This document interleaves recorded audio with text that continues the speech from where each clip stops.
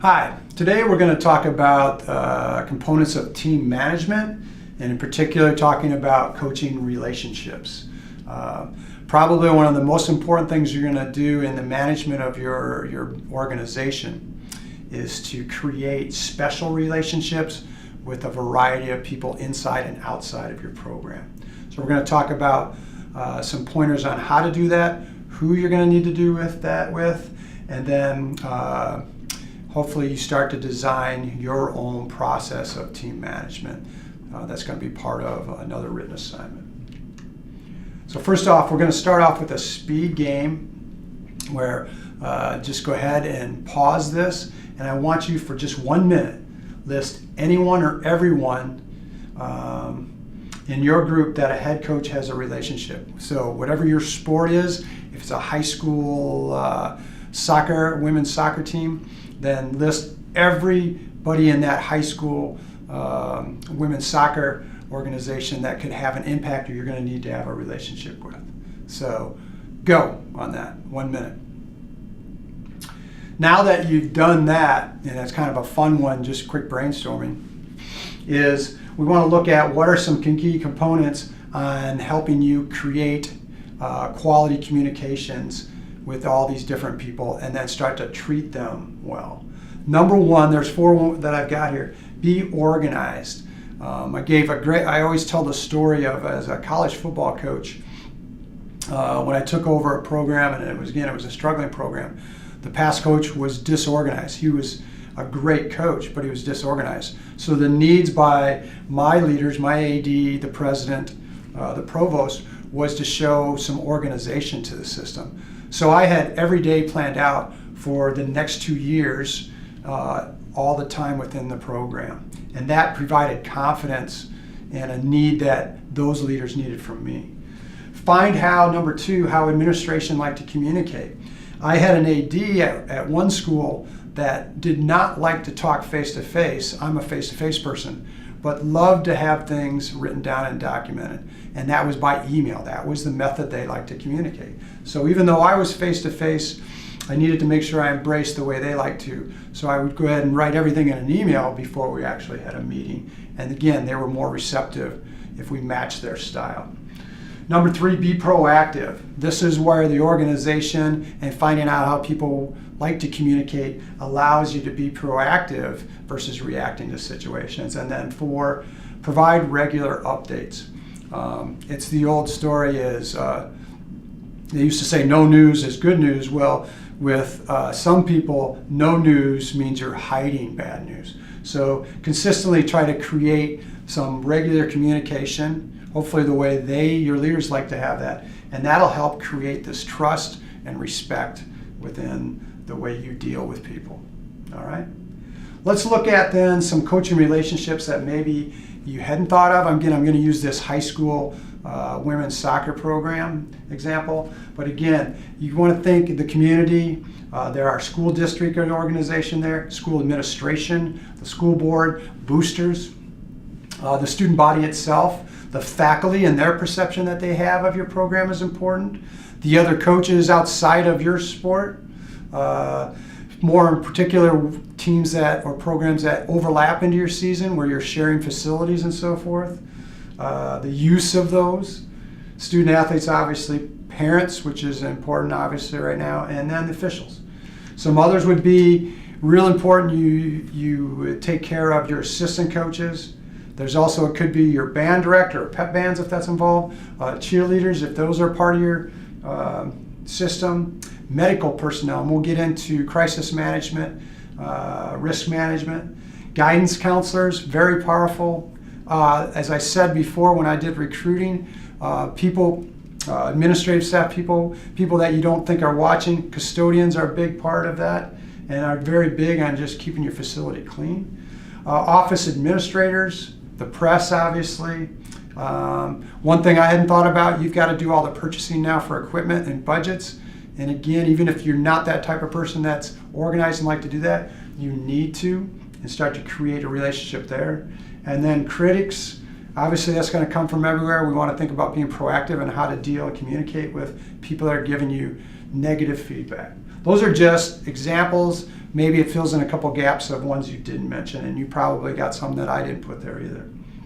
Again, we did this so that you can identify all the different groups or people you need to have special relationships with. So now that we've identified, we've kind of given you some pointers to get started. The key here is obviously building quality relationships. I'm going to have you watch a video here that only goes 7 minutes, but please watch it because it is probably one of the most impactful, inspirational TED Talks I've watched over the years. It's by a woman called Rita Pierson, where she talks on education, and she talks about how teachers can build relationships with their students. Obviously, we're thinking about doing it with our student athletes.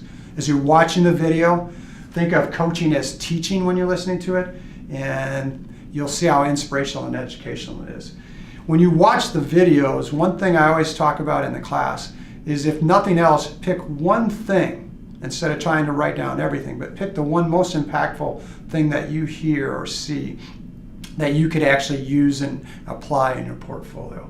With Rita, it kind of hits home. She's from Chicago public school system. I actually grew up outside Chicago and coached in a Chicago area school in the suburbs, where we recruited and had plenty of athletes and coaches on our team from not only the suburbs, but the Parochial League, which is big in Chicago, like the Philly area, but the public league. And again, so I can relate on a personal level to this. So stop here, make sure you watch now the video here, the clip, and again, it's about 7 minutes. So now that we've gotten some pointers from Rita, and we've started to look at ways to build those relationships from all the variety of people we need to work with, one more workshop here. I want you to list some ways that you can do your marketing of your leadership. You need to gain support of these different groups. What's the way you're going to market that? Think of one way to do that. Number 2, you have to do contingency planning. Contingency planning, I'll talk about a lot through class, and I think it's the one area people don't do, is you have to look at all the different scenarios that can happen with people in your organization. If we look at it just from goal setting for a season, everybody sets the goal, we want to be undefeated, state champs, national champs, whatever that is, conference champs. No one plans for, hey, we only won 1 game, or we won 2 games, or maybe we went 500 when our goals were above that. Or maybe we're a team where 500 is a realistic goal, but we actually underachieved or overachieved. You want to set up plans for all of those, so again, you're being proactive instead of reacting when the situation occurs during the season.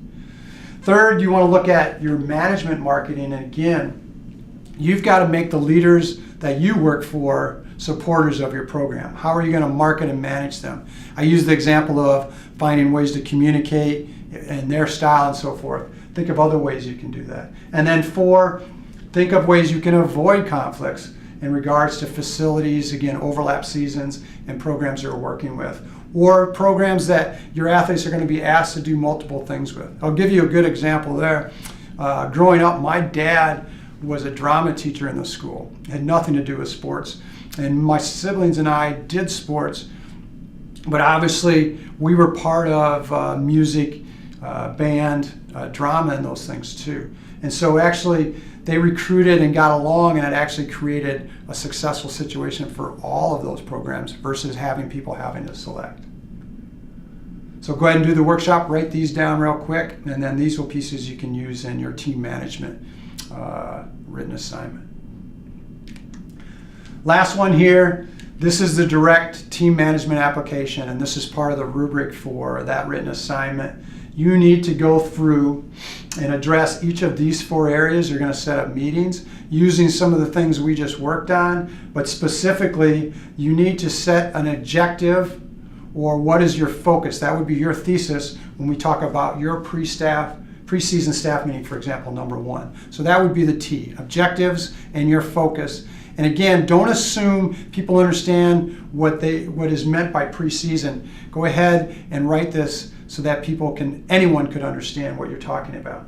The second part is then you've got to give some references to support what your objectives are, your goals, your focus. Where did you get this? And again, that provides credibility in the process. And then the third piece is now you've got to give some concrete illustrations, and that's where you have to do an agenda for all 4 of the meetings. The agenda itself can be bullets, but you need to describe it and kind of explain your shorthand briefly so that anybody could look at that. So that's the TRI that's going to be required, and you'll be assessed on for each of the 4 meetings that you're doing, okay? Any questions there, make sure you email me with it, but hopefully what I've done is I've given you, again, another foundation on the team management part, and again, some explanations on the assessment piece with the written assignments. Good luck.